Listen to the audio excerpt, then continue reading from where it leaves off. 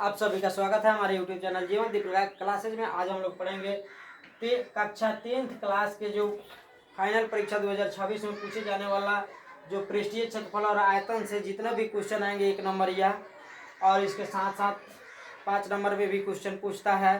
तो पहले हम लोग VVI जो क्वेश्चन होगा ऑब्जेक्टिव उसको हम लोग देख लेते हैं।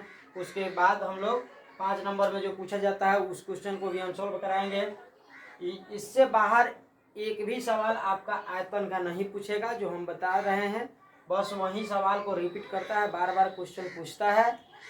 तो हम पढ़ाएंगे आप लोगों को अलग अलग पढ़ाएंगे, आयतन अलग पढ़ाएंगे, घनाभ अलग पढ़ाएंगे, शंकु का अलग पढ़ाएंगे, बेलन का अलग पढ़ाएंगे, अलग अलग करके पढ़ाएंगे।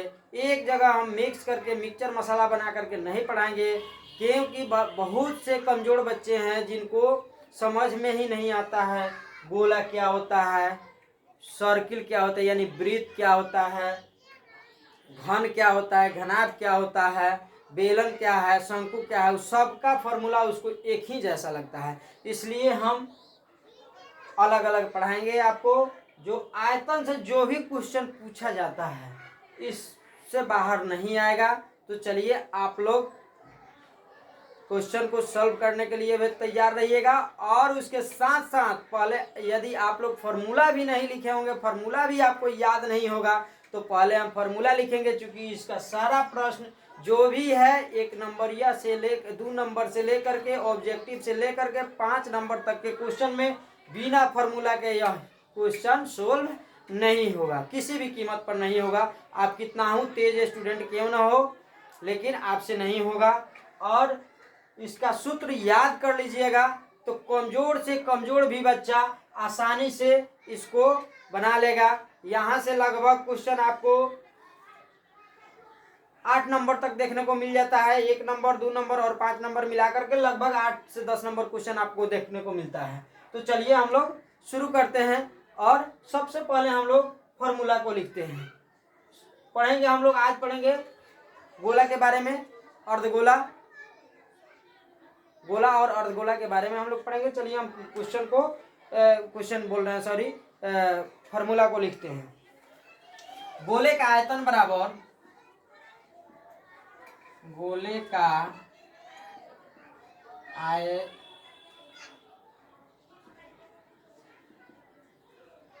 आयतन बराबर 4/3 पाई यानी 4/3 पाई आर क्यू होता है। गोले का, यहाँ स्टार लगा देंगे, यहाँ भी स्टार लगा दीजिए या 1 2 आप लिख सकते हैं। गोले का पृष्ठीय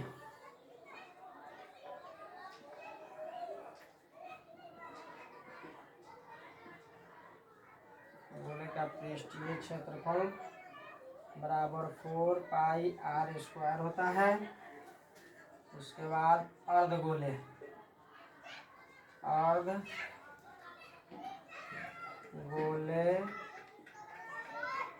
का कुल या संपूर्ण कहे कुल पृष्ठीय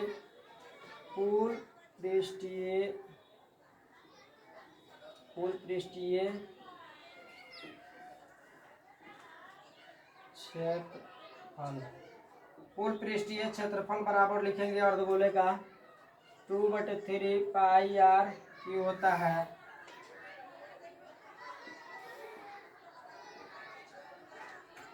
अर्धगोले का वक्र पृष्ठीय क्षेत्रफल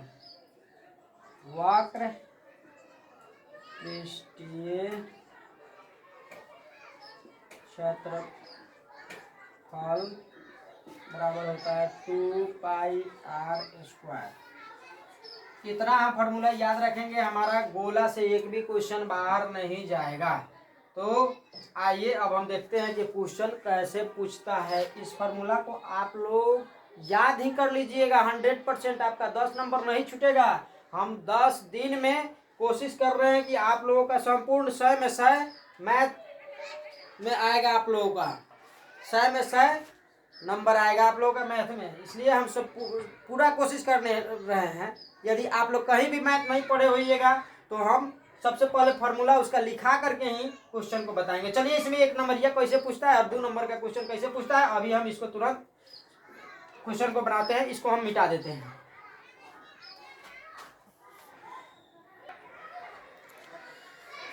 चलिए 3 क्वेश्चन बोर्ड पर हमने लिख दिया। इसी तरह से आपसे क्वेश्चन पूछेगा, लेकिन एक चीज हम आप लोगों को नहीं बताए हैं कि गोला और अर्धगोला क्या होता है। गोला वह होता है जो आप लोगों ने फुटबॉल देखे होंगे, इसमें ऊंचाई होता है, यह क्या होता है, गोला होता है।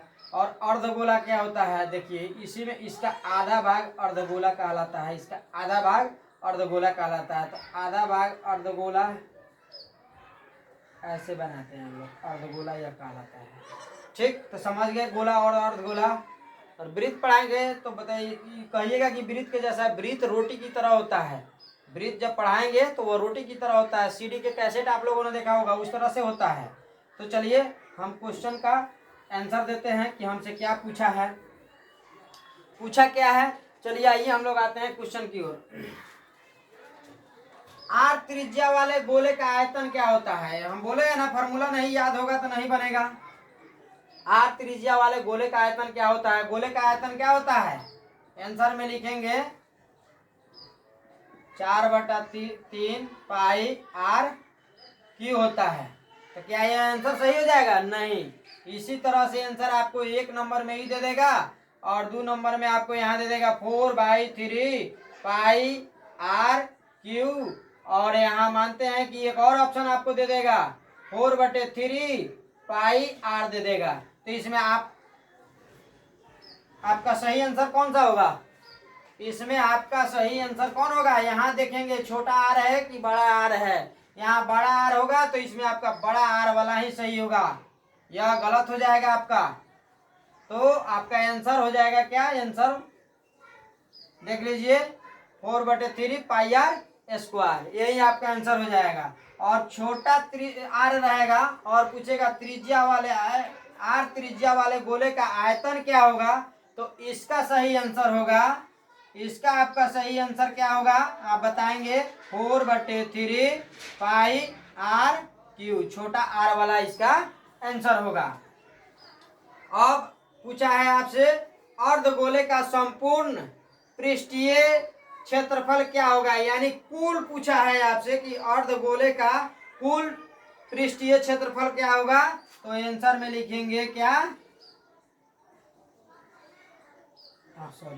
3 पाई आर स्क्वायर, यही आपका हो जाएगा अर्धगोले का संपूर्ण पृष्ठीय क्षेत्रफल। अर्धगोले का संपूर्ण पृष्ठीय क्षेत्रफल 3 पाई आर स्क्वायर। फॉर्मूला को याद कर लीजिएगा। इस पर आपको 5 नंबर का भी क्वेश्चन मिलेगा, 2 नंबर का भी क्वेश्चन सोल्व करने के लिए मिलेगा और यह 1 नंबर यह में पूछेगा, एकदम बेबी आई है। इसी तरह से आपको वर्ग लाएगा, छोटा आर और बड़ा आर दे देगा, उससे आपको हड़बड़ाना नहीं है।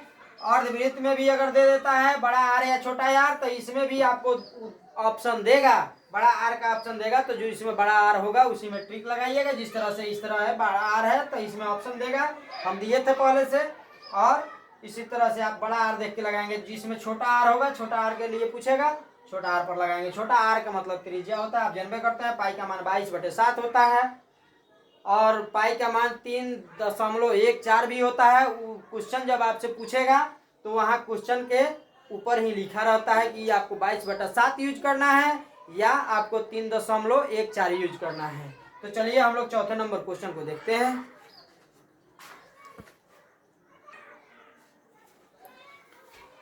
चलिए अर्धगोले का आयतन क्या होता है, अर्धगोले का आयतन क्या होता है, आंसर में लिखेंगे, आंसर में लिखेंगे आप 2/3 पाई आर क्यू होता है, अर्धगोले का आयतन होता है। और गोले का संपूर्ण पृष्ठीय क्षेत्रफल कौन होगा, यदि त्रिज्या आर हो। इसी तरह से फंसाएगा, त्रिज्या आर दे देगा आपको, तो इसमें गोले का संपूर्ण पृष्ठीय क्षेत्रफल लगा देंगे, इसमें लिख देंगे 4 पाई आर स्क्वायर। ठीक, तो चलिए हम लोग 6ठे नंबर को क्वेश्चन देखते हैं और उसको सोल्व करेंगे। अब फार्मूला इतना आप लोग कन्फर्म याद रखिएगा, फार्मूला से इसी तरह से सवाल पूछता है। अर्धगोले का आयतन, क्योंकि हम कुछ फार्मूला लिखाए हैं उसमें नहीं लिखाए थे, इसीलिए अर्धगोले का आयतन हमको लिखवाना पड़ा है। और ये 4 नंबर क्वेश्चन दिए हैं, नहीं तो 5 नंबर आप लोगों को टेस्ट में डाल देते कि आप लोग आंसर बताइए। लेकिन चलिए उसके साथ साथ हमने 5 नंबर का भी बताया। और चलिए 6 नंबर क्वेश्चन को हम लोग देखते हैं और सोल्व करते हैं। इसको मिटाते हैं।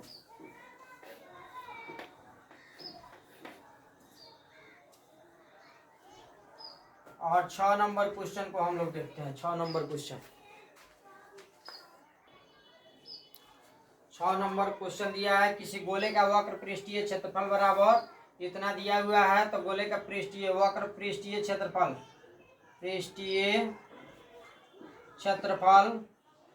कितना दिया है, 144 पाई सेंटीमीटर स्क्वायर दिया हुआ है। वक्र पृष्ठीय क्षेत्रफल का फॉर्मूला क्या होता है, गोले का वक्र पृष्ठीय क्षेत्रफल बराबर गोले का वक्र पृष्ठीय क्षेत्रफल बराबर होता है 4 पाई आर स्क्वायर होता है। 4 पाई आर स्क्वायर होता है। तो इसको यहाँ हल लिखेंगे। फॉर्मूला क्या है, 4 पाई आर स्क्वायर है और इसका मान कितना दिया हुआ है, 144 पाई सेंटीमीटर स्क्वायर दिया हुआ है। तो यहाँ हम क्या करेंगे, पाई से पाई कट जाएगा और 4 आर स्क्वायर यानी 4 आर स्क्वायर बराबर 144 सेंटीमीटर स्क्वायर।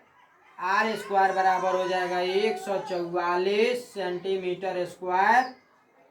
और बट्टा में इधर ही गुना में है, 4 क्या है, गुना में है, तो उस साइड जाएगा तो बराबर के उस साइड जाएगा। जो गुना में रहेगा वो भाग में हो जाएगा। क्या हो जाएगा, भाग में हो जाएगा, 4 हो जाएगा। बराबर के वो साइड आप लोगों को भेजने आता होगा। 4 से इसको काट देंगे, 4 तिहाई 12 बचेगा, इसमें से 2 पर 4 24, तो 4 छक्के 24 36 आ रहा है। विभाजिता के नियम भी आप लोगों को मालूम होना चाहिए कटिंग कुटिंग करने के लिए।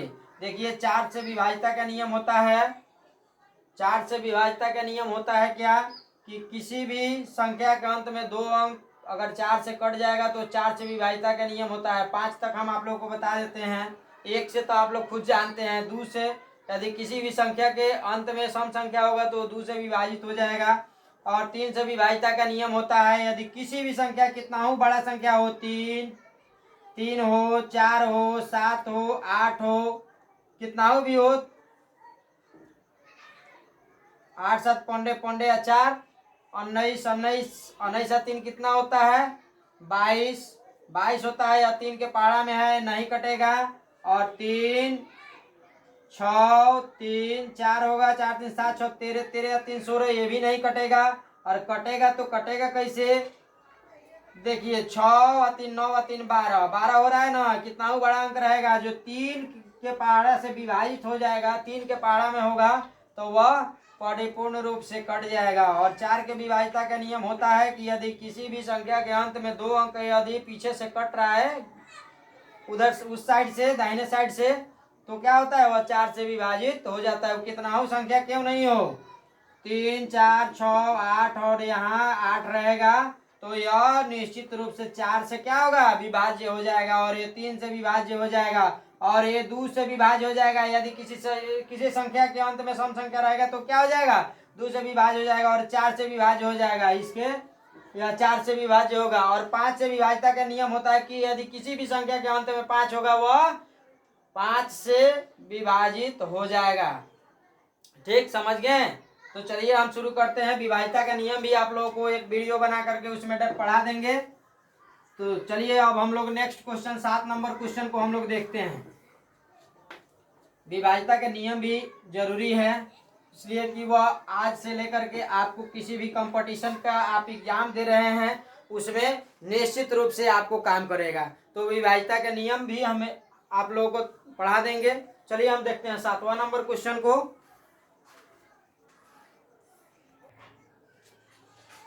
तो चलिए हम विभाजिता के नियम बताते बताते अधूरे सवाल छोड़ करके जा रहे थे। 6 नंबर क्वेश्चन यहाँ तक बना दिए थे, तो इसके 4 से कट जाएगा, 36 बार में कटेगा, 4 3 बार या 4 छक 24। आर स्क्वायर बराबर 36 सेंटीमीटर स्क्वायर हो जाएगा। आर बराबर स्क्वायर हटेगा तो क्या चढ़ेगा, रूट चढ़ेगा, सेंटीमीटर स्क्वायर होगा। और वर्गमूल आप लोग याद कर लीजिएगा, 1 से लेकर के कितना तक, 50 तक कम से कम वर्गमूल याद कर लीजिएगा। 36 का वर्गमूल क्या होता है, 6 होता है। और 1 सेंटीमीटर बाहर आ जाएगा, 2 सेंटीमीटर है तो 1 सेंटीमीटर वर्गमूल होगा तो क्या हो गया, बाहर आ जाएगा। तो यही आपका आंसर हो जाएगा। चलिए 7वां नंबर क्वेश्चन देखते हैं। विभाज्यता के नियम भी बता दिए 1 से 5 तक, क्योंकि उसको आप लोग 10 तक कम से कम कंप्लीट कर लीजिएगा और उसका हम 10 तक कंप्लीट भी करवा देंगे। चलिए 7वां नंबर क्वेश्चन देखते हैं।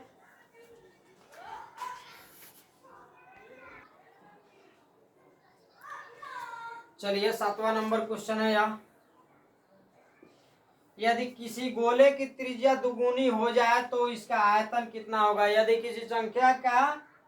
किसी संख्या की गोले की त्रिज्या दुगुनी हो जाए, पहले से वह क्या एक गुना, ऐसा सोचना है हमको कि मानते हैं कि 2 गोला हो जाएगा। यहाँ सर्किल मान लीजिए, इसका त्रिज्या और पहले से दुगुना हो जाएगा, यानी इसका क्या हो जाएगा, दुगुना हो जाएगा। पहले से इसका क्या हो जाएगा, दुगुना हो जाएगा। तो यहाँ कौन सा संख्या मान लेंगे कि वो दुगुना हो जाए, तो मान लीजिए इसको यहाँ 1 ही मान लीजिए। 1 रहेगा तब ना आगे चलकर क्या हो जाएगा, दुगुना हो जाएगा। तो क्या कर रहा है, यदि किसी गोले की त्रिज्या या 5 गुना कहेगा तो इसको 1 मान लेंगे, इसको 5 मान लेंगे, इसे 3 गुना कहे, 4 गुना कहे, 10 गुना कहे, इसको 1 से, यानी ऐसा कोई संख्या मानेंगे वहां कि उसका 10 गुना हो जाए।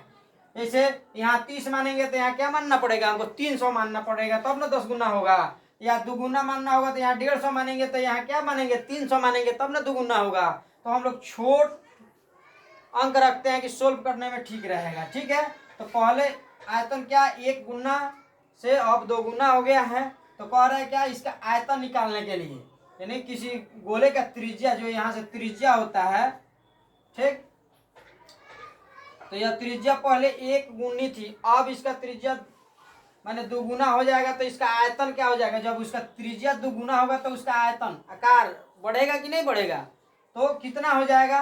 तो चलिए हम लोग देखते हैं, सोल्व करते हैं। गोले के आयतन बराबर लिखेंगे यहाँ, चूंकि गोले के आयतन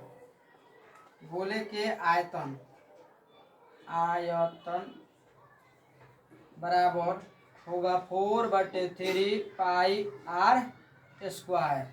क्या हो जाएगा, पाई आर स्क्वायर। पहलका वाला क्या हो जाएगा, पाई आर क्यू होगा, बराबर गोले के आयतन बराबर होता है 4/3 पाई आर क्यू, और दूसरका के भी हो जाएगा 4/3 पाई आर क्यू, क्योंकि हमको 2 आयतन दिया हुआ, 1 गुना से 2 गुना हो रहा है।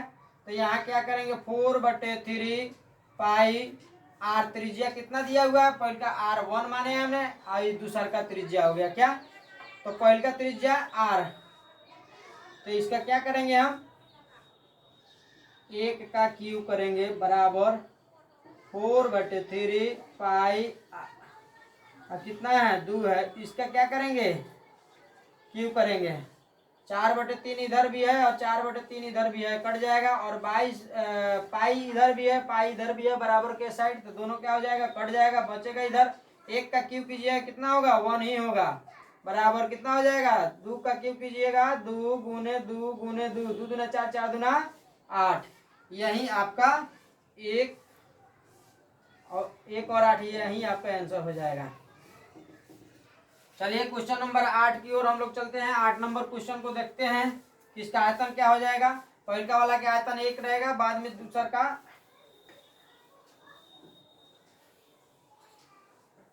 चलिए हम लोग 8 नंबर क्वेश्चन को देखते हैं।